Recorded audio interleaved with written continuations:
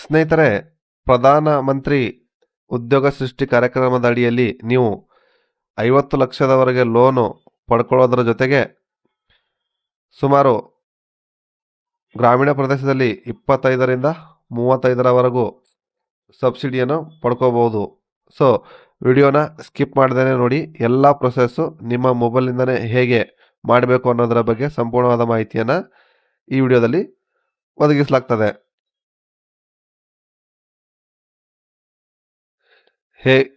ಹೇಗೆ ಇದು ಆನ್ಲೈನ್ ಅಪ್ಲಿಕೇಶನ್ನ ಅಪ್ಲೈ ಮಾಡೋದು ಮತ್ತು ಈ ಫಾರಮ್ಗಳೆಲ್ಲ ಫಿಲ್ ಮಾಡೋದು ಹೇಗೆ, ಏನೇನು ಮಾಹಿತಿನ ಇಲ್ಲಿ ಫಿಲ್ ಮಾಡಬೇಕು ಅನ್ನೋದನ್ನು ಕೂಡ ಇಲ್ಲಿ ಸಂಪೂರ್ಣವಾದ ಮಾಹಿತಿನ ತಿಳ್ಕೊಳ್ಳೋಣ.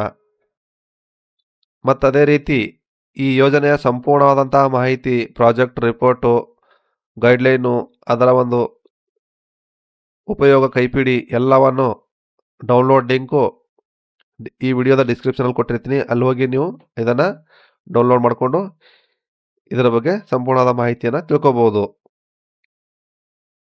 ಸಬ್ಸ್ಕ್ರೈಬ್ ಮಾಡಿ ಮಾಹಿತಿ ಇನ್ ಕನ್ನಡ ಯೂಟ್ಯೂಬ್ ಚಾನಲ್ ಮತ್ತು ಸರ್ಕಾರದ ಹೊಸ ಯೋಜನೆಗಳ ಅಪ್ಡೇಟ್ ಪಡೆಯೋಕ್ಕೆ ಪಕ್ಕದಲ್ಲಿರುವಂಥ ಬೆಲ್ ಐಕನನ್ನು ಪ್ರೆಸ್ ಮಾಡಿ.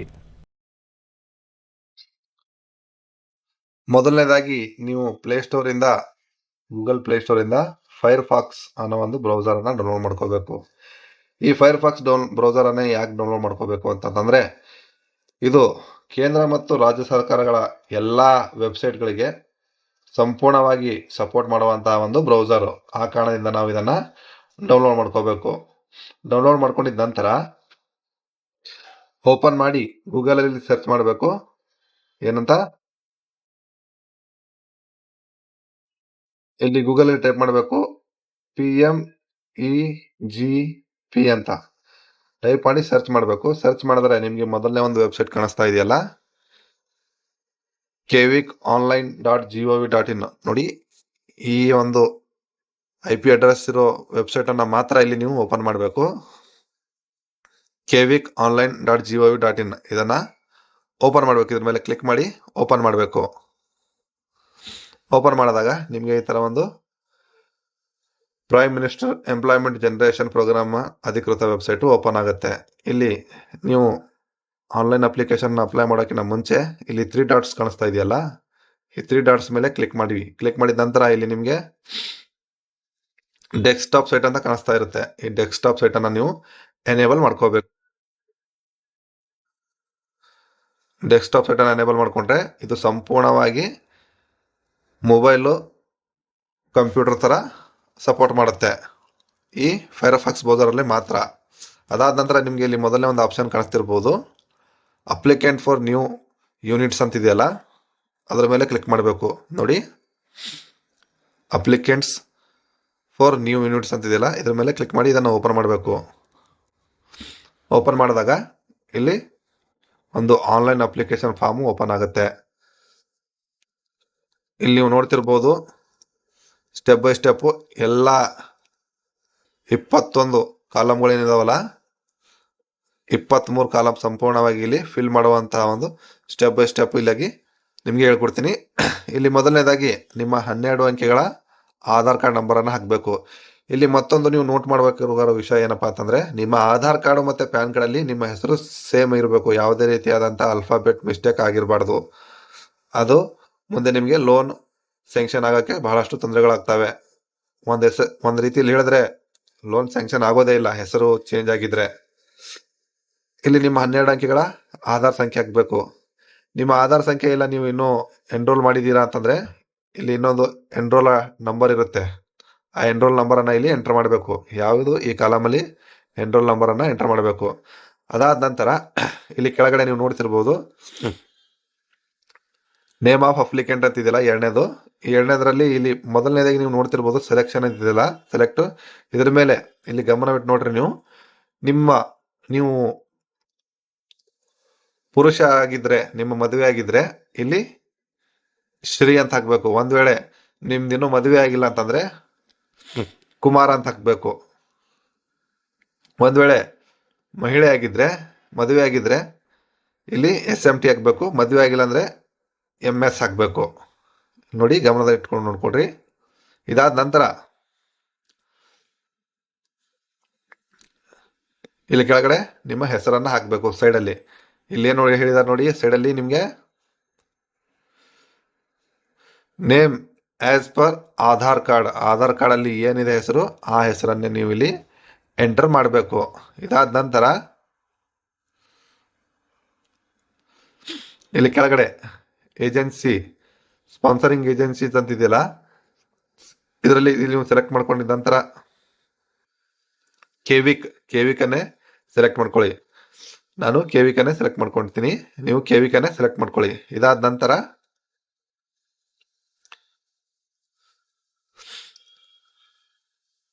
ಕೆಳಗಡೆ ಸ್ಟೇಟ್ ಇದೆಯಲ್ಲ, ನಮ್ಮ ಭಾರತ ದೇಶದಲ್ಲಿ ಬರುವಂತಹ ಎಲ್ಲ ರಾಜ್ಯಗಳು ಇಲ್ಲಿ ಕಾಣಿಸ್ತಾ ಇರ್ತವೆ. ನಮ್ಮ ರಾಜ್ಯ ಯಾವುದು? ಕರ್ನಾಟಕ. ಕರ್ನಾಟಕನ ಸೆಲೆಕ್ಟ್ ಮಾಡ್ಕೊಳ್ಳೋಣ.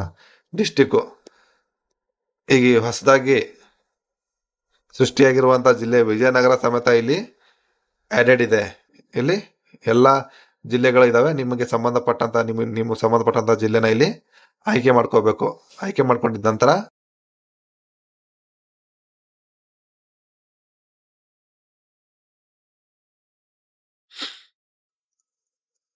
ಅದಾದ ನಂತರ ಇಲ್ಲಿ ಆ ಆಫೀಸ್ ಇರುವಂತಹ ಒಂದು ಏಜೆನ್ಸಿ ಇರುವಂತಹ ಸ್ಪಾನ್ಸರಿಂಗ್ ಆಫೀಸ್ ಇರುವಂತಹ ಒಂದು ಅಡ್ರೆಸ್ ನಿಮ್ಗೆ ಇಲ್ಲೇ ಕಾಣಿಸುತ್ತೆ. ಈ ಜಿಲ್ಲೆನ ಸೆಲೆಕ್ಟ್ ಮಾಡ್ಕೊಂಡಿದ್ದ ನಂತರ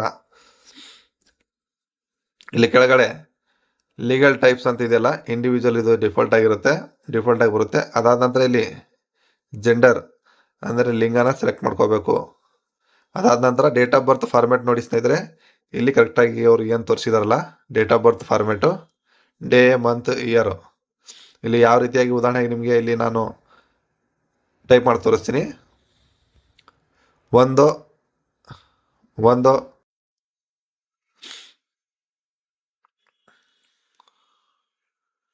ಈ ರೀತಿಯಾದ ಫಾರ್ಮೆಟ್ ಅಲ್ಲಿ ಇರಬೇಕು ನೋಡಿ ಸ್ನೇಹಿತರೆ. ಅದು ಉದಾಹರಣೆಗೆ ನಾನು ಹಾಕ್ತಾ ಇರೋದು. ಈ ರೀತಿಯಾಗಿ ನಿಮ್ಮ ಡೇಟ್ ಆಫ್ ಬರ್ತ್ ಅನ್ನ ಇಲ್ಲಿ ಎಂಟರ್ ಮಾಡಬೇಕು. ಎಂಟರ್ ಮಾಡಿದ ನಂತರ ಇಲ್ಲಿ ಏಜ್ ಆಟೋಮೆಟಿಕ್ ಆಗಿ ರೀಡೈರೆಕ್ಟ್ ಆಗುತ್ತೆ ನೋಡಿ. ಇದು ಉದಾಹರಣೆ ತೋರಿಸ್ತಾ ಇದ್ದೀನಿ ನಿಮಗೆ. ಈ ರೀತಿಯಾಗಿ ಏಜ್ ಡೈರೆಕ್ಟ್ ಆಗಿ ಇಲ್ಲಿ ಬರುತ್ತೆ. ಅದಾದ ನಂತರ ಸೋಷಿಯಲ್ ಕ್ಯಾಟಗರಿ ಅಂತಿದೆಯಲ್ಲ, ನೀವು ಯಾವ ಕ್ಯಾಟಗರಿ ಸೇರಿದಿರಿ ಆ ಕ್ಯಾಟಗರಿನ ಇಲ್ಲಿ ಸೆಲೆಕ್ಟ್ ಮಾಡ್ಕೋಬೇಕು. ನಾವಿಲ್ಲಿ ಮೈನಾರಿಟಿನ ಸೆಲೆಕ್ಟ್ ಮಾಡ್ಕೊತೀವಿ. ಅದಾದ ನಂತರ ಸ್ಪೆಷಲ್ ಕ್ಯಾಟಗರಿ, ಇಫ್ ಒಂದು ವೇಳೆ ಇದ್ದಲ್ಲಿ ex service man, physical challenge ಅಂದರೆ ಹ್ಯಾಂಡಿಕ್ಯಾಪ್ಟು, ಹಿಲ್ ಬಾರ್ಡರ್ ರೀಜನ್ ಅಂದರೆ ಬೆಟ್ಟ ಗುಡ್ಡ ಪ್ರದೇಶ, ನಾರ್ತ್ ಈಸ್ಟ್ ಈಶಾನ್ಯ ರಾಜ್ಯದವರ ಅಂತ ಕೇಳುತ್ತೆ. ಇಲ್ಲಿ ನಮಗೆ ನಾಟ್ ಅಪ್ಲಿಕೇಬಲ್, ನಾವು ಕರ್ನಾಟಕದವ್ರು ಇದೀವಲ್ಲ. ಅಂದರೆ ಇದು ಎಕ್ಸ್ ಸರ್ವಿಸ್ ಮ್ಯಾನು ಕೆಲವೊಂದ್ಸಾರಿ, ಮತ್ತೆ ಹ್ಯಾಂಡಿಕ್ಯಾಪ್ಟು, ಫಿಸಿಕಲ್ ಚಾಲೆಂಜಡ್ ಅಂತಿದೆಯಲ್ಲ, ಇವೆರಡು ನಮ್ಗೆ ಅಪ್ಲೈ ಆಗ್ತವೆ ಒಂದು ವೇಳೆ. ಈ ಕೆಳಗಡೆ ಇರೋ ಹಿಲ್ಸ್ ಬಾರ್ಡರ್ ಮತ್ತೆ ನಾರ್ತ್ ಈಸ್ಟ್ ರೀಜನ್ ಇದು ನಮಗೆ ಅಪ್ಲೈ ಆಗಲ್ಲ. ಸೊ ಹಾಗಾಗಿ ನಾವು ನಾಟ್ ಅಪ್ಲಿಕೇಬಲ್ ಅಂತ ಹಾಕ್ತೀವಿ. ಅದಾದ ನಂತರ ಕ್ವಾಲಿಫಿಕೇಶನ್ ಕೇಳುತ್ತಲ್ಲ, ಇಲ್ಲಿ ಕ್ವಾಲಿಫಿಕೇಶನ್ ನೀವು ಸೆಲೆಕ್ಟ್ ಮಾಡ್ಕೊಂಡಾಗ ಇದೆಷ್ಟೆಲ್ಲ ಆಪ್ಷನ್ ಕೇಳುತ್ತೆ. ಅಟ್ಲೀಸ್ಟ್ ನೀವು 8th ಪಾಸ್ ಆದರೂ ಆಗಿರಬೇಕು. 8th ಪಾಸ್ ಆದರೆ ಸ್ವಲ್ಪ ಲೋನ್ಗೆ ಈಸಿಯಾಗಿ ಆಗುತ್ತೆ. ನಾವಿಲ್ಲಿ PUC ಪಾಸ್ ಆಗಿದ್ದೀವಿ ಅಂತ ಇಟ್ಕೊಳ್ಳಿ, ನಾವು PUC ನಲ್ಲಿ ಸೆಲೆಕ್ಟ್ ಮಾಡ್ಕೊತೀನಿ. ಅದಾದ ನಂತರ ಕಮ್ಯುನಿಕೇಶನ್ ಅಡ್ರೆಸ್ ಅನ್ನ ಇಲ್ಲಿ ನೀವು ನೋಡಿ, ನಿಮ್ಮ ಊರಿನ ಹೆಸರು, ಮನೆ ನಂಬರ್ ಇಲ್ಲಿ ಹಾಕಬೇಕು. ನಿಮ್ಮ ಊರಿನ ಹೆಸರು ಮತ್ತೆ ಮನೆ ನಂಬರ್ ಇಲ್ಲಿ ಹಾಕಿಬಿಟ್ಟು ಕೆಳಗಡೆ ತಾಲೂಕು ಆದ ನಂತರ ಇಲ್ಲಿ ಜಿಲ್ಲೆ ಸೆಲೆಕ್ಟ್ ಮಾಡಿಕೊಂಡು ನಿಮ್ಮ ಏರಿಯಾದ ಪಿನ್ ಕೋಡು, ನಮ್ಮ ಕರ್ನಾಟಕದ ಪಿನ್ ಕೋಡ್ ಯಾವುದರಿಂದ ಸ್ಟಾರ್ಟ್ ಆಗುತ್ತೆ ಅಂದರೆ 5 ಇಂದ ಸ್ಟಾರ್ಟ್ ಆಗುತ್ತೆ. ಆ ಪಿನ್ ಕೋಡನ್ನು ಇಲ್ಲಿ ಎಂಟರ್ ಮಾಡಬೇಕು. ಎಂಟರ್ ಮಾಡಿದ ನಂತರ ಇಲ್ಲಿ ಮೊಬೈಲ್ ನಂಬರ್ನ ಕೂಡ ನೀವು ಎಂಟರ್ ಮಾಡಬೇಕು. 2 ಮೊಬೈಲ್ ನಂಬರ್ಗಳು ಕಡ್ಡಾಯವಾಗಿ ಇಲ್ಲಿ ನೀವು ಎಂಟರ್ ಮಾಡಲೇಬೇಕು. ಇಲ್ಲೇನು ಶೋ ಮಾಡಿದಾರಲ್ಲ, ಈ 2 ಮೊಬೈಲ್ ನಂಬರ್ಗಳನ್ನು ಕಡ್ಡಾಯವಾಗಿ ನೀವು ಎಂಟರ್ ಮಾಡಲೇಬೇಕು. ಅದಾದ ನಂತರ ಇಮೇಲ್ ಐ ಡಿ ಇಲ್ಲಿ ಆಪ್ಷನಲ್ಲು. ನಿಮಗೆ ಸ್ಟಾರ್ ಚಿಹ್ನೆ ಇರುವಂತಹ ಒಂದು ಕಾಲಮ್ ಏನಿದೆಯಲ್ಲ ಅದು ಕಡ್ಡಾಯವಾಗಿ ನೀವು ಫಿಲ್ ಮಾಡಲೇಬೇಕು. ಇಲ್ಲಿ ಇಮೇಲ್ ಐ ಡಿ ಫಾರಮ್ಗೆ, ಇದು ಕಾಲಮ್ಗೆ ಕಡ್ಡಾಯ ಚಿಹ್ನೆ ಇಲ್ಲ, ನೀವು ಎಂಟರ್ ಮಾಡ್ಬೋದಿಲ್ಲ, ಬಿಡ್ಬೋದು. ಅದಾದ ನಂತರ ಪ್ಯಾನ್ ನಂಬರನ್ನು ನೀವು ಇಲ್ಲಿ ಎಂಟರ್ ಮಾಡ್ಬೋದು. ಎಲ್ಲ 2ರಲ್ಲೂ ಪ್ಯಾನ್ ನಂಬರ್ನ ಎಂಟರ್ ಮಾಡ್ಬೋದು. ಅದಾದ ನಂತರ ಇಲ್ಲಿ ಯೂನಿಟ್ ಲೊಕೇಶನ್, ನೀವು ಯಾವ ರೂರಲ್ ಅರ್ಬನ್ ಅಂತ ಇಲ್ಲಿ ಕೇಳುತ್ತೆ. ನೀವು ರೂರಲ್ ಅನ್ನ ಎಂಟರ್ ಮಾಡಿ. ರೂರಲ್ ಇರುವವರಿಗೆ ಬಹಳಷ್ಟು ಒಂದು ಸಬ್ಸಿಡಿ ಇಲ್ಲಿ ಬರುತ್ತೆ. ಅದಾದ ನಂತರ ಇಲ್ಲಿ copy communication address to unit address,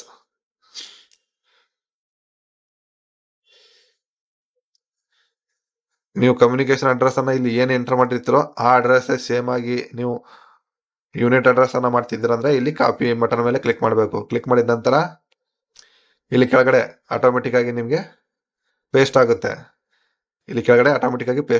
ಅದಾದ ನಂತರ ಇಲ್ಲಿ ಟೈಪ್ ಆಫ್ ಆಕ್ಟಿವಿಟೀಸ್, ನೀವು ಯಾವ ರೀತಿಯಾದಂತಹ ಸರ್ವಿಸ್ ಈಗ ಆಲ್ರೆಡಿ ಮಾಡ್ತಾ ಇದ್ದೀರಿ ಅಂತ ಕೇಳ್ತಾರೆ.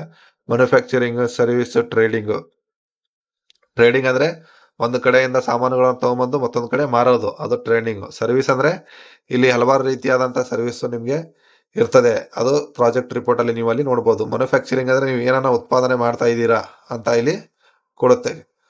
ಇಲ್ಲಿ ಸರ್ವಿಸಿಂಗ್ ಅಲ್ಲಿ ಹೋಟೆಲ್ ಬರುತ್ತೆ. ಹೋಟೆಲ್ ಇದರಲ್ಲಿ ವ್ಯಾಪಾರ, ಟ್ರೇಡಿಂಗ್, ಒಂದು ಸಾಮಾನುಗಳನ್ನ ಒಂದು ಕಡೆಯಿಂದ ಮತ್ತೊಂದು ಕಡೆ ತಂದು ಮಾರೋದು, ಅದು ವ್ಯಾಪಾರ. ಸರ್ವಿಸ್ ಅಂದ್ರೆ ಹೋಟೆಲು ಮತ್ತೆ ಇನ್ನಿತರ ಸೇವೆಗಳು ಅದರಲ್ಲಿ ಬರ್ತವೆ. ಮ್ಯಾನುಫ್ಯಾಕ್ಚರಿಂಗ್ ಅಂದ್ರೆ ಏನನ್ನ ಉತ್ಪಾದನೆ ಮಾಡ್ತೀರಾ ಅಂತ ಕೇಳುತ್ತೆ.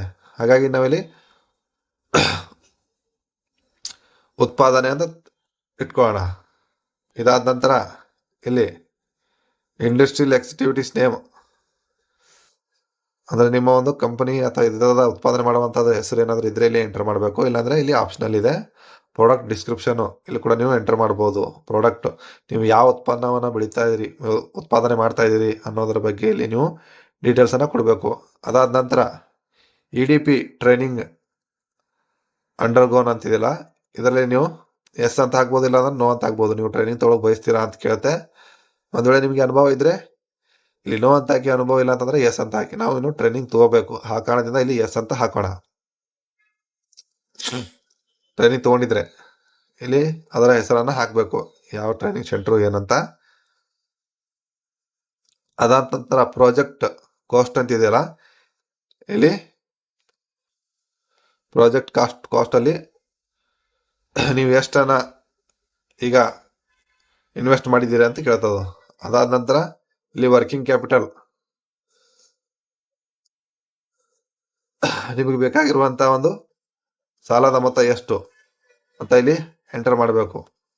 ಉದಾಹರಣೆಗೆ 5 ಲಕ್ಷ.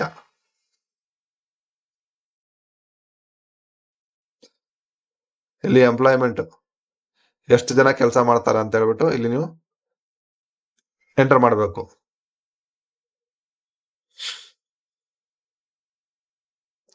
ಸುಮಾರು ಒಂದು 3 ಜನ ಅಂತ ಇಟ್ಕೊಳ್ಳಿ. 3 ಜನ ಇಲ್ಲಿ ಎಂಟರ್ ಮಾಡಬೇಕು.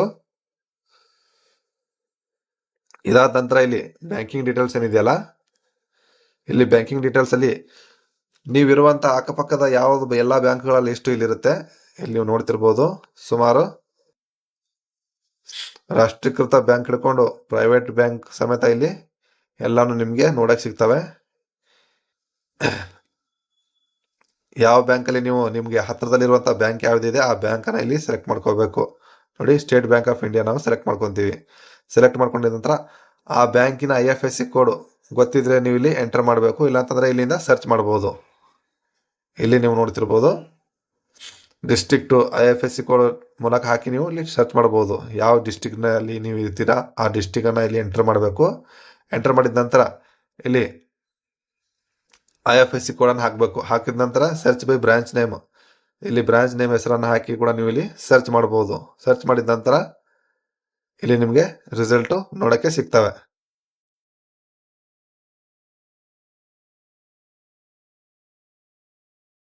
ಇಲ್ಲಿ ಎಲ್ಲ ಕರ್ನಾಟಕದಲ್ಲಿರುವಂತಹ ಎಲ್ಲ ಬ್ಯಾಂಕು, ಅಂದ್ರೆ ನಾವು ಸೆಲೆಕ್ಟ್ ಮಾಡಿರುವಂತಹ ಜಿಲ್ಲೆಗಳ ಮತ್ತು ಎಲ್ಲಾ ಬ್ಯಾಂಕ್, ಸ್ಟೇಟ್ ಬ್ಯಾಂಕ್ ಆಫ್ ಇಂಡಿಯಾದ ಎಲ್ಲಾ ಬ್ರಾಂಚ್ IFSC ಕೋಡ್ ಇಲ್ಲಿ ಇರುತ್ತೆ. ನೀವು ಇಲ್ಲಿ ಸರ್ಚ್ ಮಾಡಿ ಡಿಸ್ಟ್ರಿಕ್ಟ್ ಸೆಲೆಕ್ಟ್ ಮಾಡ್ಕೊಂಡು ಅಥವಾ IFSC ಕೋಡ್ ಅನ್ನು ಹಾಕಿ ಅಥವಾ ಬ್ರಾಂಚ್ ನೇಮ್ ಹಾಕಿ ಸರ್ಚ್ ಮಾಡಿ ನೀವು ಇಲ್ಲಿ ಸೆಲೆಕ್ಟ್ ಮಾಡ್ಕೋಬಹುದು. ನಾವು ಇದನ್ನ ಫಸ್ಟ್ ಅನ್ನ ಸೆಲೆಕ್ಟ್ ಮಾಡ್ಕೊಳ್ಳೋಣ. ಉದಾಹರಣೆಗೆ ಇಲ್ಲಿ ಸೆಲೆಕ್ಟ್ ಮಾಡ್ಕೊಂಡ್ವಿ. ಅದಾದ ನಂತರ ಆಲ್ಟರ್ನೇಟ್ ಫೈನಾನ್ಸಿಯಲ್, ಇಲ್ಲೇನಿದೆಲ್ಲ ಲಾಸ್ಟಿಗೆ ಆಲ್ಟರ್ನೇಟ್ ಫೈನಾನ್ಸಿಯಲ್ ಬ್ಯಾಂಕ್ ಇದೆಯಲ್ಲ, ಇದು ಆಪ್ಷನಲ್ ಆಗಿದೆ, ನೀವು ಇದನ್ನ ಸೆಲೆಕ್ಟ್ ಮಾಡ್ಕೋಬಹುದು ಅಥವಾ ಬಿಡಬಹುದು. ಅದಾದ ನಂತರ ವಾಂಟ್ ಟು ಅವೈಲ್ CGTMS, ಇದು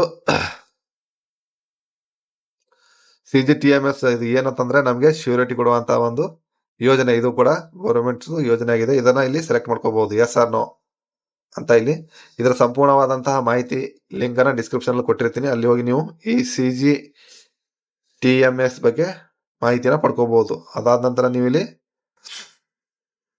wear did you hear about PMGP ಅಂದ್ರೆ ಈ ಪ್ರಧಾನಮಂತ್ರಿ ಎಂಪ್ಲಾಯ್ಮೆಂಟ್ ಜನರೇಷನ್ ಪ್ರೋಗ್ರಾಮ್ ಬಗ್ಗೆ ನೀವು ಎಲ್ಲಿ ಕೇಳಿದಿರಿ, ಇದ್ರ ಬಗ್ಗೆ ಎಲ್ಲಿ ಕೇಳಿದಿರಿ ಅಂತ ಕೇಳುತ್ತೆ. ಅಲ್ಲಿ ನಾವು ಇಲ್ಲಿ ಬಹಳಷ್ಟು ಆಪ್ಷನ್ಗಳು ಇರ್ತವೆ. Television advertisement, internet advertisement, social media, search engine. ನಾವಿಲ್ಲಿ ಸರ್ಚ್ ಇಂಜನನ್ನು ಸೆಲೆಕ್ಟ್ ಮಾಡ್ಕೊಳ್ಳೋಣ.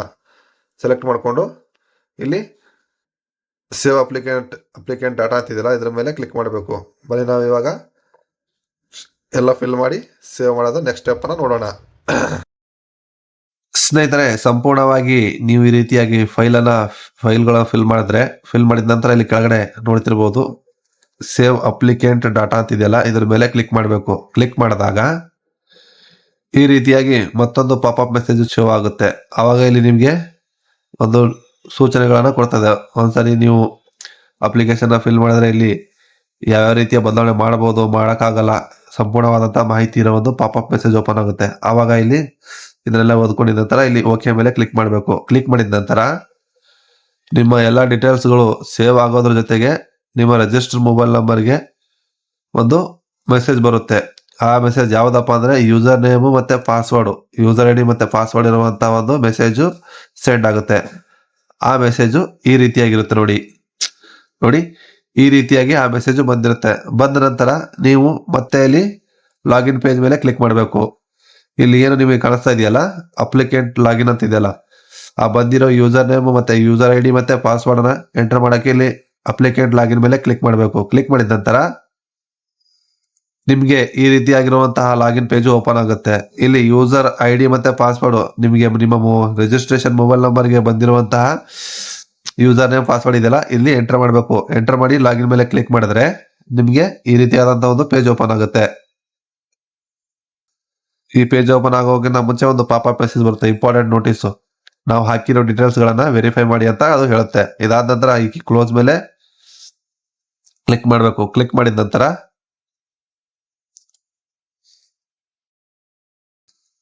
ಕ್ಲೋಸ್ ಮೇಲೆ ಕ್ಲಿಕ್ ಮಾಡಿದ ನಂತರ ಇಲ್ಲಿ ಅಪ್ಲಿಕೆಂಟ್ ಡಾಟಾ ನಾವು ಆಲ್ರೆಡಿ ಫಿಲ್ ಮಾಡಿದೀವಿ. ಅದ್ರ ಜೊತೆಗೆ ಇಲ್ಲಿ ಸ್ಕೋರ್ ಕಾರ್ಡ್ ಇದೆಯಲ್ಲ, ಈ ಸ್ಕೋರ್ ಕಾರ್ಡ್ ಮೇಲೆ ಕ್ಲಿಕ್ ಮಾಡಬೇಕು. ಕ್ಲಿಕ್ ಮಾಡಿದಾಗ ನಿಮ್ಮ ಪ್ರಾಜೆಕ್ಟ್ಗೆ ಸಂಬಂಧಪಟ್ಟಂತಹ ಒಂದು ಮಾರ್ಕ್ ಶೀಟ್ ಎಂಟರ್ ಮಾಡಕ್ಕೆ ಇಲ್ಲಿ ಹೇಳುತ್ತೆ. ಅದಾದ ನಂತರ ನೀವು ಇಲ್ಲಿರುವಂತಹ ಮಾಹಿತಿಗಳನ್ನ ನಿಮ್ಮ ಅವಶ್ಯಕತೆ ಮತ್ತೆ ನಿಮಗೆ ಗೊತ್ತಿರುವಂತಹ ಮಾಹಿತಿನ ಇಲ್ಲಿ ಫಿಲ್ ಮಾಡ್ಕೊಂಡು ಹೋದ್ರೆ ಇಲ್ಲಿ ಕೆಳಗಡೆ ಆ ಎಗ್ರಿ ಬಟನ್ ಮೇಲೆ ಕ್ಲಿಕ್ ಮಾಡಿ ಸೇವ್ ಮಾಡಬೇಕು. ಸೇವ್ ಮಾಡಿದ್ರೆ ನಿಮ್ಮ ಮಾರ್ಕ್ಸ್ ಇಲ್ಲಿ ಜನರೇಟ್ ಆಗುತ್ತೆ. ಆ ಮಾರ್ಕ್ಸ್ ಮೇಲೆ ನಿಮ್ಮ ಲೋನು ಅಪ್ರೂವಲ್ ಆಗುವಂತ ಒಂದು ಸಂಭವನೀಯತೆಗಳು ಇರ್ತವೆ. ಸೇವ್ ಬಟನ್ ಮೇಲೆ ಕ್ಲಿಕ್ ಮಾಡಿದ ನಂತರ ಇಲ್ಲಿ ಅಪ್ಲೋಡ್ಸ್ ಅಂತ ಕಾಣಿಸ್ತಾ ಇದೆಯಾ, ಈ ಅಪ್ಲೋಡ್ಸ್ ಬಟನ್ ಮೇಲೆ ಕ್ಲಿಕ್ ಮಾಡಬೇಕು. ಕ್ಲಿಕ್ ಮಾಡಿದಾಗ ವ್ಯಾಲಿಡ್ ಡಾಕ್ಯುಮೆಂಟ್ಸ್ಗಳು ಏನೇನು ಬೇಕಾಗ್ತಾ ಇಲ್ಲಿ ನಿಮಗೆ ತೋರಿಸಿದ್ನಲ್ಲ ಇಲ್ಲಿ ನೀವು ನೋಡಬಹುದು. Passport size photo, project profile summary, ನಾವೇನು ನಿಮಗೆ ಪ್ರಾಜೆಕ್ಟ್ ಪ್ರೊಫೈಲ್ ಅನ್ನ ಯಾವ ರೀತಿಯಾಗಿ ಅಲ್ಲಿ ಡೌನ್ಲೋಡ್ ಮಾಡ್ಕೊಂಡು ಕಸ್ಟಮೈಸ್ ಮಾಡ್ಕೊಂಡು ಇಲ್ಲಿ ಅಪ್ಲೋಡ್ ಮಾಡ್ಬೇಕಂತ ಹೇಳ್ಕೊಟ್ಟಿದ್ನಲ್ಲ, ಆ ಒಂದು ಕಸ್ಟಮೈಸ್ ಆಗಿರುವಂತಹ ಪ್ರಾಜೆಕ್ಟ್ ರಿಪೋರ್ಟ್ ಇಲ್ಲಿ ಇರಬೇಕು ನಿಮ್ಮ ಹತ್ರ. ಇಲ್ಲಿ upload photo, cost and minorities certificate. ಒಂದ್ ವೇಳೆ ನೀವು ಮೈನಾರಿಟೀಸ್ ಆಗಿದ್ದೀರಿ ಅಂತ ಹೇಳಕ್ಕೆ ಒಂದು ನಾಡ ಕಚೇರಿಯಲ್ಲಿ ಕಾಸ್ಟ್ ಮತ್ತೆ ಇನ್ಕಮ್ ಸರ್ಟಿಫಿಕೇಟ್ ಯಾವ ರೀತಿಯಾಗಿ ಅಪ್ಲೋಡ್ ಮಾಡಬೇಕು ಅನ್ನೋದ್ರ ಬಗ್ಗೆ ವಿಡಿಯೋ ಡಿಸ್ಕ್ರಿಪ್ಷನ್ ಲಿಂಕ್ ಅಲ್ಲಿ ಇದೆ, ನೀವು ಅಲ್ಲಿ ಹೋಗಿ ನೋಡಿ ಅದನ್ನ ಪಡ್ಕೋಬಹುದು. ಇಲ್ಲಿ ರೂರಲ್ ಏರಿಯಾ ಅಂತ ಇದೆಯಲ್ಲ, ರೂರಲ್ ಏರಿಯಾ ಅಂತ ಬಿಟ್ಟು ಯಾವುದೇ ಸರ್ಕಾರದಿಂದ ಇಲ್ಲಿ ಸರ್ಟಿಫಿಕೇಟ್ ಅನ್ನ ಇಶ್ಯೂ ಮಾಡುವಂತಹದ್ದು ನಾಡ ಕಚೇರಿಯಲ್ಲಿ ಸೇವೆ ಸೌಲಭ್ಯ ಇಲ್ಲ. ಆದ ಕಾರಣದಿಂದ ನೀವು ವಾಸಸ್ಥಳ ಪ್ರಮಾಣ ಪತ್ರನ ಅಪ್ಲೈ ಮಾಡಿ ಪಡ್ಕೊಂಡು ಅದನ್ನು ಕೂಡ ಇಲ್ಲಿ ಅಪ್ಲೋಡ್ ಮಾಡಬೇಕು. ಅದಾದ ನಂತರ highest education technical certificate, highest education ಅಲ್ಲಿ ನೀವು ಏನಾದ್ರು ಟೆಕ್ನಿಕಲ್ ಸರ್ಟಿಫಿಕೇಟ್ ಅನ್ನ ಪಡ್ಕೊಂಡಿದ್ರೆ ಅದನ್ನು ಕೂಡ ಇಲ್ಲಿ ಅಪ್ಲೋಡ್ ಮಾಡಬೇಕು. ಇಲ್ಲಿ ಫಸ್ಟ್ ಗೆ ನಾವು ಫೋಟೋ ಮೇಲೆ ಕ್ಲಿಕ್ ಮಾಡೋಣ. ಕ್ಲಿಕ್ ಮಾಡಿದ ನಂತರ ಮತ್ತೆ ಈ ರೀತಿಯಾದಂತಹ ಒಂದು ಪೇಜ್ ಓಪನ್ ಆಗುತ್ತೆ. ಆ ಪೇಜ್ ಓಪನ್ ಆದ ನಂತರ ನೀವು ಅಪ್ಲೋಡ್ ಮಾಡುವಂತಹ ಕಾಪಿ JPEG ಮತ್ತು PDF ಅಲ್ಲಿ ಇರಬೇಕು. ಇನ್ನು ಫೋಟೋಗೆ ಮಾತ್ರ ಇಲ್ಲಿ ನಿಮ್ಗೆ ಅಪ್ಲೋಡ್ ಫೈಲ್ ಮಾಡಕ್ಕೆ 1 MB ಒಳಗಡೆ ನಿಮ್ ಫೋಟೋ ಇರಬೇಕು. ಅದಾದ ನಂತರ ಪಾಸ್ಪೋರ್ಟ್ ಸೈಜ್ ಫೋಟೋ ಇರಬೇಕು ನೋಡಿ. ಇಲ್ಲಿ ಬ್ರೌಸ್ ಮೇಲೆ ಕ್ಲಿಕ್ ಮಾಡಿದ್ರೆ ನೀವು ನಿಮ್ಮ ಇದು ಫೈಲ್ ಮ್ಯಾನೇಜರ್ಗೆ ಅದು ರೀಡೈರೆಕ್ಟ್ ಆಗುತ್ತೆ. ರೀಡೈರೆಕ್ಟ್ ಆದ ನಂತರ ನೀವು ಫೋಟೋನ ಎಲ್ಲಿ ಸೇವ್ ಮಾಡಿದಿರೋ ಆ ಫೋಟೋನ ಅಲ್ಲಿಂದ ಡೈರೆಕ್ಟ್ ಆಗಿ ಸೆಲೆಕ್ಟ್ ಮಾಡ್ಕೋಬೇಕು. ಸೆಲೆಕ್ಟ್ ಮಾಡ್ಕೊಂಡಿದ ನಂತರ ಇಲ್ಲಿ ಅಪ್ಲೋಡ್ ಅಂತಿದೆಯಲ್ಲ, ಈ ಅಪ್ಲೋಡ್ ಬಟನ್ ಮೇಲೆ ಕ್ಲಿಕ್ ಮಾಡಬೇಕು. ಕ್ಲಿಕ್ ಮಾಡಿದ ನಂತರ ಸೇವ್ ಡಾಟಾ ಅಪ್ಲೋಡೆಡ್ ಸಕ್ಸಸ್ಫುಲಿ ಅಂತ ಬರುತ್ತೆ. ಬಂದ ನಂತರ ನೀವು ಇಲ್ಲಿ ಈ ಕ್ಲೋಸ್ ಮೇಲೆ ಕ್ಲಿಕ್ ಮಾಡಬೇಕು. ಕ್ಲಿಕ್ ಮಾಡಿದ ನಂತರ ಅಲ್ಲಿ ಮತ್ತೆ ಯಾವುದು ಪ್ರಾಜೆಕ್ಟ್ ರಿಪೋರ್ಟ್ ಅಪ್ಲೋಡ್ ಮಾಡುವಂತಹ ಫೈಲ್ ಇದೆಯಲ್ಲ ಆ ಪೇಜ್ಗೆ ರೀಡೈರೆಕ್ಟ್ ಆಗುತ್ತೆ. ನೋಡಿ, ನೀವು ಫೋಟೋನ ಯಾವ ರೀತಿಯಾಗಿ ಅಪ್ಲೋಡ್ ಮಾಡಿದಿರೋ ಅದೇ ರೀತಿ ಒಂದೊಂದಾಗಿ ಇಲ್ಲಿ ಈ ಕೆಳಿರುವಂತಹ ಎಲ್ಲ ಈ ಪ್ರಾಜೆಕ್ಟ್ ರಿಪೋರ್ಟ್ ಡೌನ್ಲೋಡ್ ಮಾಡ್ಕೊಳ್ಳೋದು ಹೇಗಂತ ಅದರ ಒಂದು ಲಿಂಕ್ ಡಿಸ್ಕ್ರಿಪ್ಷನ್ ಅಲ್ಲಿ ಕೊಟ್ಟಿರ್ತೀನಿ, ನೀವು ಅಲ್ಲಿ ಹೋಗಿ ಚೆಕ್ಔಟ್ ಮಾಡಬಹುದು. ನೀವು ಇಲ್ಲಿ ನೋಡ್ತಿರ್ಬೋದು ಪ್ರಾಜೆಕ್ಟ್ ನೇಮ್, ಸೀರಿಯಲ್ ನಂಬರ್, ಮತ್ತೆ ಪ್ರಾಜೆಕ್ಟ್ ಕಾಸ್ಟ್, ವ್ಯೂ ಪ್ರೊಫೈಲ್ ಇವೆಲ್ಲ ಇದೆಯಲ್ಲ. ಇವಾಗ ಸಿಂಪಲ್ ಆಗಿ ಈ ತರ ಓಪನ್ ಆದ ನಂತರ ನೀವು ಇಲ್ಲಿ ಈ 3 ಡಾಟ್ಸ್ ಏನಿದೆಯಲ್ಲ, ಈ 3 ಡಾಟ್ಸ್ ಮೇಲೆ ಕ್ಲಿಕ್ ಮಾಡಬೇಕು. ಕ್ಲಿಕ್ ಮಾಡಿದ ನಂತರ ಇಲ್ಲಿ ಫೈಂಡ್ ಇನ್ ಪೇಜ್ ಅಂತ ಇದೆ, ಕಾಣಿಸ್ತಾ ಇದೆಯಾ? ಫೈಂಡ್ ಇನ್ ಪೇಜ್, ಇದ್ರ ಮೇಲೆ ಕ್ಲಿಕ್ ಮಾಡಿ ಓಪನ್ ಮಾಡಬೇಕು. ಓಪನ್ ಮಾಡಿದ್ರೆ ಸರ್ಚ್ ಬಾರ್ ಓಪನ್ ಆಗುತ್ತೆ. ಇಲ್ಲಿ ಸರ್ಚ್ ಬಾರ್ ಓಪನ್ ಆಯ್ತು ನೋಡಿ, ಕೆಳಗಡೆ ನೀವು ನೋಡ್ತಿರ್ಬೋದು. ಇಲ್ಲಿ ಟೈಪ್ ಮಾಡಬೇಕು ಕ್ಯಾಟಲ್ ಅಂತ. ನಾವು ಜಾನುವಾರು ಸಾಕಣೆ ಮಾಡ್ತಾ ಇದೀವಲ್ಲ, ಇಲ್ಲಿ ಕ್ಯಾಟಲ್ ಅಂತ ಟೈಪ್ ಮಾಡಿ ಡನ್ ಮೇಲೆ ಕ್ಲಿಕ್ ಮಾಡಿದ್ರೆ ಕ್ಯಾಟಲ್ ಇರುವಂತ ಒಂದು ಪ್ರೊಫೈಲ್ ಇಲ್ಲಿ 183ನೇ ಸೀರಿಯಲ್ ನಂಬರ್ ಅಲ್ಲಿ ಇದೆ. ಇಲ್ಲಿ ನೀವು ನೋಡ್ತಿರ್ಬೋದು ಕ್ಯಾಟಲ್ ಪೌಲ್ಟ್ರಿ ಫೀಡ್ ಸ್ಕೀಮ್ ಅಂತ ಇದೆಯಲ್ಲ, ಇದ್ರ ಮೇಲೆ ಕ್ಲಿಕ್ ಮಾಡಬೇಕು. ಕ್ಲಿಕ್ ಮಾಡಿಬಿಟ್ಟು ಇವಾಗ ಸೈಡ್ ಅಲ್ಲಿ ನೀವು ನೋಡ್ತಿರ್ಬೋದು 83 ಸೀರಿಯಲ್ ನಂಬರ್. ಇಲ್ಲಿ 10 ಲಕ್ಷ ರೂಪಾಯಿವರೆಗೂ ಬರುತ್ತಲ್ಲ ವೆಚ್ಚ. ಅದರ ಒಂದು ಫೈಲ್ ಪಕ್ಕದಲ್ಲಿ ವ್ಯೂ ಅಂತ ಇದೆಯಲ್ಲ, ಈ ವ್ಯೂ ಮೇಲೆ ಕ್ಲಿಕ್ ಮಾಡಬೇಕು. ಕ್ಲಿಕ್ ಮಾಡಿದ್ರೆ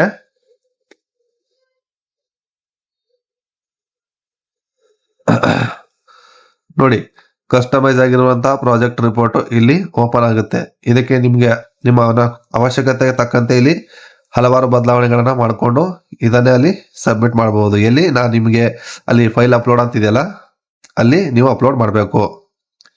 ಇದು ಆಯ್ತು. ಇವಾಗ ಸರ್ಟಿಫಿಕೇಟ್ ಗಳನ್ನ ಇಲ್ಲಿ ಅಪ್ಲೋಡ್ ಮಾಡಬೇಕು. ಫೋಟೋನ ನಾವೀಗ ಅಪ್ಲೋಡ್ ಮಾಡಿದೀವಿ. ಅದೇ ರೀತಿ ಪ್ರಾಜೆಕ್ಟ್ ರಿಪೋರ್ಟ್, ಪ್ರಾಜೆಕ್ಟ್ ಪ್ರೊಫೈಲ್ ಇದೆಯಲ್ಲ, ಅದನ್ನ ಡೌನ್ಲೋಡ್ ಮಾಡ್ಕೊಂಡು ಕಸ್ಟಮೈಸ್ ಮಾಡ್ಕೊಂಡು ಇಲ್ಲಿ PDF ಫೈಲ್ ನ ಕ್ರಿಯೇಟ್ ಮಾಡ್ಕೊಂಡು ಅಪ್ಲೋಡ್ ಮಾಡಬೇಕು. ಅದಾದ ನಂತರ caste certificate for minority, caste income, ನೀವು ಯಾವ ಕ್ಯಾಟಗರಿನಲ್ಲಿ ಸೆಲೆಕ್ಟ್ ಮಾಡ್ಕೊಂಡಿರ್ತೀರೋ ಆ ಕ್ಯಾಟಗರಿಯ ಒಂದು ಫೈಲು ಸರ್ಟಿಫಿಕೇಟ್, ರೂರಲ್ ಏರಿಯಾ ವಾಸಸ್ಥಳ ಪ್ರಮಾಣ ಪತ್ರ ಇಲ್ಲಿ ಅಪ್ಲೋಡ್ ಮಾಡಿದ್ರೆ ಅನ್ವಯ ಆಗುತ್ತೆ ಅಂತ ಅನಿಸುತ್ತೆ. ಅದೇ ರೀತಿ ಈ ರೀತಿಯಾದಂತಹ ಎಲ್ಲ ಫೈಲ್ಗಳನ್ನ ನೀವು ಅಪ್ಲೋಡ್ ಮಾಡಿದ ನಂತರ ಇಲ್ಲಿ ಫೈನಲ್ ಬಟನ್ ಮೇಲೆ ಸಬ್ಮಿಟ್ ಮಾಡಬೇಕು. ಇಲ್ಲಿ ಮೇಲ್ಗಡೆ ಕಾಣ್ತಾ ಇದೆಯಲ್ಲ ಫೈನಲ್ ಸಬ್ಮಿಷನ್, ಇದ್ರ ಮೇಲೆ ಕ್ಲಿಕ್ ಮಾಡಿ ಸಬ್ಮಿಟ್ ಮಾಡಿದ್ರೆ ನೀವೇನು ಅಪ್ಲೈ ಮಾಡಿದ್ರಲ್ಲ ಆ ಏಜೆನ್ಸಿಗಳು ಮತ್ತೆ ಬ್ಯಾಂಕು ವೆರಿಫೈ ಮಾಡ್ತಾರೆ. ವೆರಿಫೈ ಮಾಡಿದ ನಂತರ ನಿಮ್ಮ ಲೋನ್ ಅಮೌಂಟ್ ಡಿಸೈಡ್ ಆಗುತ್ತೆ. ಅದಾದ ನಂತರ ಲೋನು ಅಪ್ರೂವಲ್ ಆಗುತ್ತೆ.